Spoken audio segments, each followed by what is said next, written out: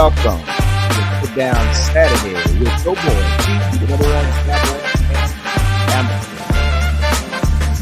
Let's get into this.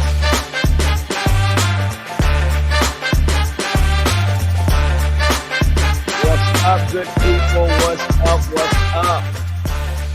How is everybody today on this terrific Saturday? Today is August 6th, 2022. We are continually moving closer and closer to regular season. And as you know, we just finished off another week in training camp. And as you know, on next week, we will be heading to Denver to visit Russell Wilson and get a couple of scrimmages in with him and his team. It'll be a good look. I think it'll be something good to see. So with that being said, I want to say welcome with us to the Cowboy Huddle on this Sit Down Saturday with yours truly, G, the number one Cowboy fan, Hampton. Coming to you live, direct, and correct. Just trying to get everything set up here, guys. I hope everybody's enjoying their weekend. Don't rush through it because you only get 2 days, Saturday and Sunday. And it's already almost 4 o'clock here, Central Time, in the DFW area. So let's enjoy. Let's kick back and let's just sit back and relax. And let's get in here and let's talk a little bit about our Cowboys and what's going on with our Dallas Cowboys and the latest. But before I get started, like I always say, I have to, guys. I just have to. I got to thank everybody for being a part of this channel of the Cowboy Huddle, where we come together in the Cowboy Huddle and talk Cowboy talk. So with that being said, thank you.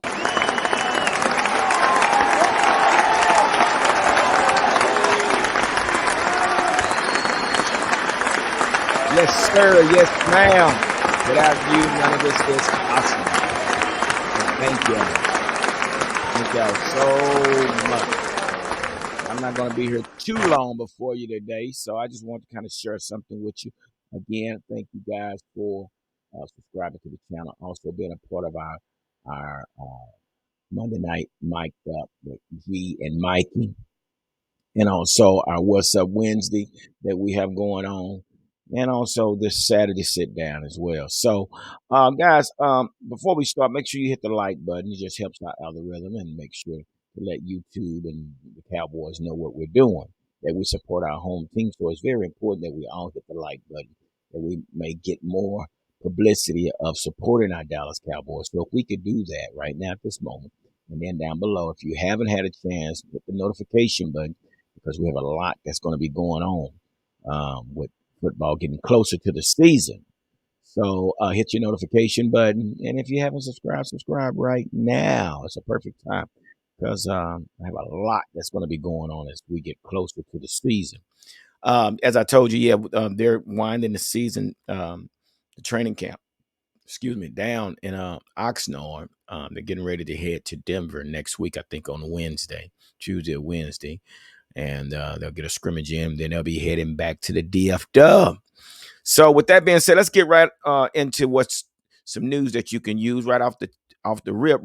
Rico Dowdle will miss the rest of the week's practices sessions after testing positive for COVID, per Dallas Morning News. So Rico Dowdle is going to be out the remainder of next week, and maybe, who knows, but due to the fact that he's been tested positive for COVID, which now kind of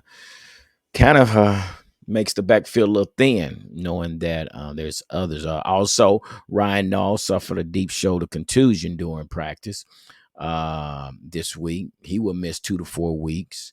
And come to find out, Dallas is without a healthy fullback. And this is per Michael Gelkin. He's reported this and said that Nall will probably be out 2 to 4 weeks. So yeah, we're getting pretty thin in the backfield. I think there was Shanklin. He's another that was on the list. That was not participating in practice, but I think today I actually saw him back on the field, and I think a Davis kid was out there as well. So they're getting pretty thin in the running back. And with that being said, guys, I'm gonna tell you right now, don't expect to see much of Zeke and Tony Pollard in these, preseason games, or I'm not sure how they would do this on the little scrimmage. They might get a couple of snaps, but I think it's going to be more evaluation, a lot of evaluation. They need to actually see what they have. Um, we need to find out who's going to be the third receiver, which we're going to talk about that. We got to find out who's going to kick for us. We got a problem at kicker, guys. We really have a problem. Garibay is not doing well at all today. They had like a mock game today, and he's missing.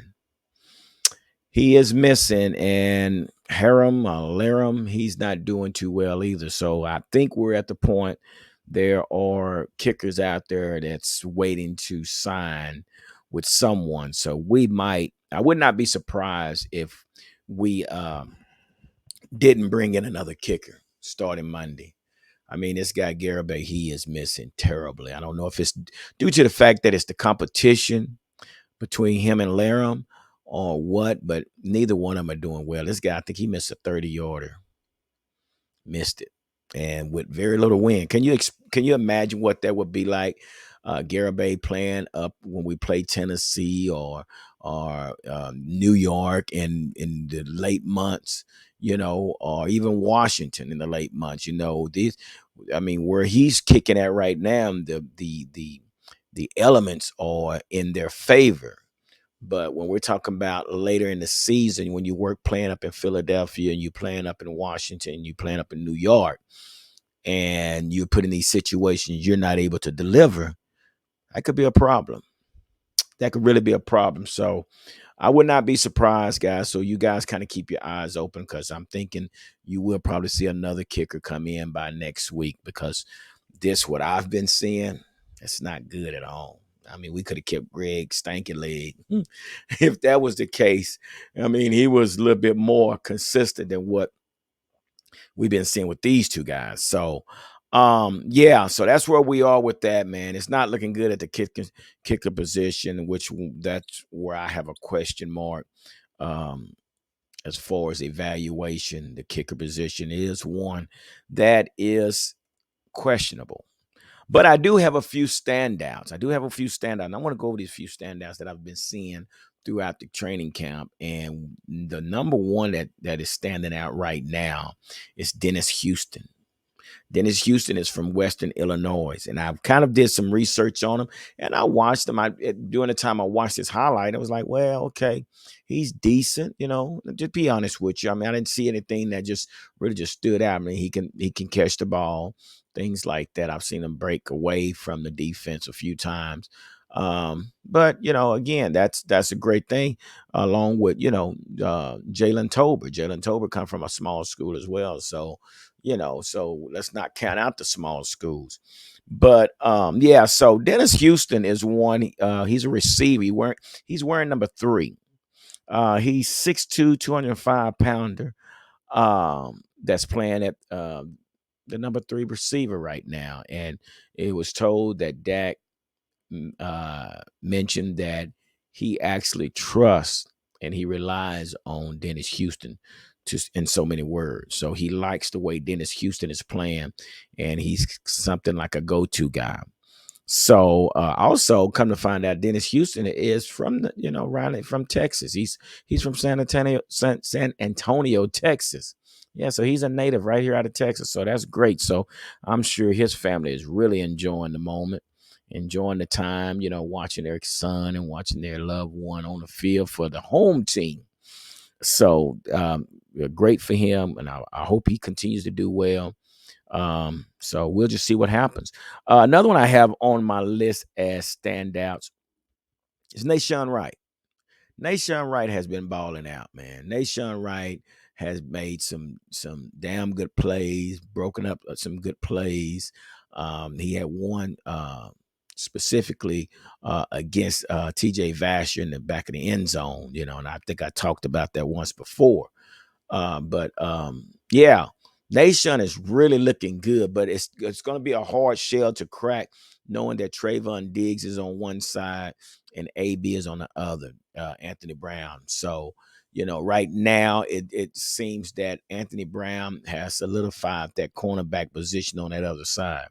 I mean, from day one, from OTAs, training camp, he came out with a pick six, and he's been looking really, really nice, really good, really fluid on that side, someone that you can trust over there. So, but again, I'm looking at Nation, as far as matching him up against big receivers, he's looking really good. So big ups to Nation Wright and what he's doing and all he's accomplishes. He's definitely making his name known. Another one I have on here is Cavante Turpin. Cavante Turpin, you know, he's a little guy, man, and first, we like to say welcome to the big league because this is the big leagues. But um, I've been watching him as well on special teams, man. This kid is fire. This kid is shifty. He's fast. He's speedy. And man, I'm telling you, just to see him catch the punts and the kick returns and things like that, man, he's a human highlight. And also, I'm sure he'll be trying to be working for some playing time on the offense as well. But big ups to Cavante Turpin. I like this little guy, man. Well, I'm gonna call him a little guy. I like this football player because he has a big heart. It's not about the size of the dog, but it's about the fight in the dog. And this kid here has fight. He got hit one time, I think, by Israel one time, and he bounced right back up and kept running. So big ups to Cavante. KT, that's his name. KT. So I'm looking forward to see what he does later on throughout the training camp. Now, this kid here is really standing out. He's probably one that's really holding his own, and that's Tyler Smith. Tyler Smith is holding his own at that guard position. Now, whatever reason they're switching him out with Connor McGovern at this left guard, I have no idea. That's something that's kind of strange. I'm not understanding that. Continuity is what Nate Newton said. Nate Newton said that he would like to see, you continue, but we'll talk about that. But yeah, Tyler Smith is definitely looking good. He's holding his own. He's keeping his pad level low, and he is basically slowing down his man. I have to give it to him. But again, they're switching him out with Connor McGovern. I don't understand that. But also on my standout list is Simi Fehoko. Simi Fehoko, man, I don't know if you guys saw the highlight, but I think it caused old Trey Diggs to shut down his Twitter page or whatever. But I'm just going to say Trey Diggs had a bad day, but I don't know how he got beat like that. But Simi Fehoko beat him good one time right up the middle and threw a little move on him. Simi didn't look back, and Trayvon was reaching, trying to get there. So big ups to Simi Fehoko, man. He's look like he's starting to flourish a little bit. He's starting to look a lot better. I think the game has slowed down for him. Like I said, he's not a real speedster, but he had enough speed to get past Trayvon. So, yeah, big up to Simi Fehoko. Real quick, I really want to also talk about the question marks about some players that I do have question marks by. And first first on my list is Kelvin Joseph. Kelvin Joseph has been really, really quiet. I know we've been hearing people say, well, it's time for him to start. And that might be true to some people, but right now, from what I'm seeing on the field, I'm not hearing any noise from Kelvin Joseph. Matter of fact, Kelvin Joseph is actually running with the second squad. So someone had mentioned that maybe he needs to get back to his old self to talking the noise. And, but, talking noise probably what got him in trouble. So I'm sure, as it was told, that, they probably told him, hey, keep your head down, keep your mouth shut, and just go play football. But that could affect you if you're one that talk trash on the field. So it could affect his play due to the fact that he's not able to able to, trash talk. So, but he's been really, really quiet. Kelvin Joseph have really been quiet. I hadn't really heard anything about him making any, you know, plays or breakups, anything like that. Don't know, but something we got to keep our eye open to. Also, a question mark falls on Josh Ball. I'm not sure if Josh Ball is going to actually deliver if we need him. I hadn't seen much of him, hadn't heard his name much, but he has been getting a few reps in at the left tackle, I believe, but not really hearing much. Hopefully, Josh Ball, basically will step up and continue to make some noise as the training camp goes along. Another one I have on my list, the third one is Terrence Steele. The jury's still out on Terrence Steele moving over to the right tackle. So a few times, Tank Lawrence was giving him the business, but that's Tank Lawrence. But again, we need Terrence Steele to be able to hold that side down in order to give our quarterback enough time to go through his reads and make his throws. And with that being said, guys, that's really what I want to talk about, this year's defense versus this year's offense. The Cowboys, like I said, they had a mock game today, and it was pretty much just going through the plays. And one thing I can say about the offense, they were running the ball. They had a lot of success running the ball. Zeke's continue to look good, and I understand it's only half speed, but you know how you make your blocks. Zeke is actually able to hit the holes, and it's like the holes are right there for him to run through. So the running game looked pretty good, but when it came to the passing plays, we kind of struggled a few times. For whatever reason, our line was not able to hold up the pass protection.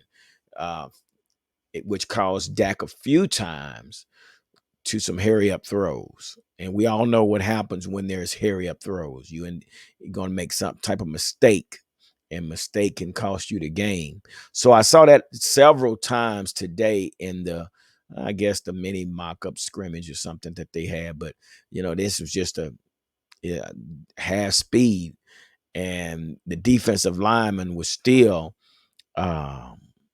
pursuing at half speed.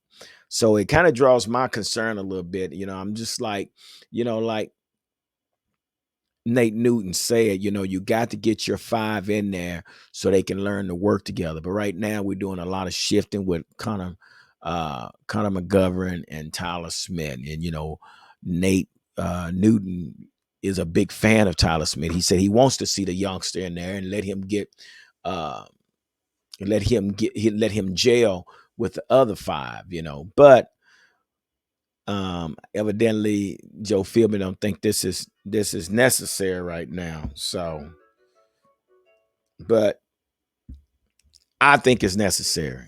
The man needs to get as many reps as as needed in order to be that starting left guard. But right now he's playing with the second team, then he rotates back in with the first team, and then they had Connor McGovern on the right side, and I don't know what they're doing. I really don't know what they're doing with this offensive line, but it is concerning to me. It's definitely concerning to me to see that they're doing all this shuffling.